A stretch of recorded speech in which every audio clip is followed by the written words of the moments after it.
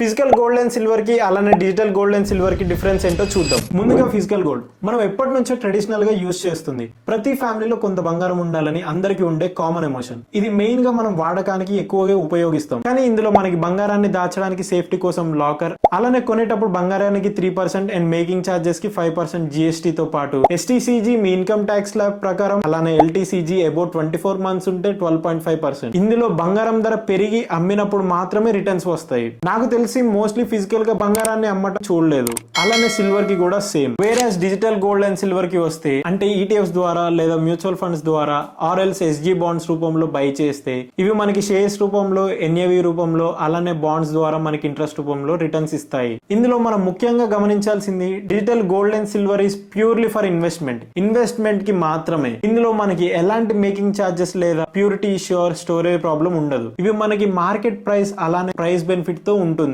Tax విషయానికి వస్తే STCG and LTCG రెండిటికి ఒకటే.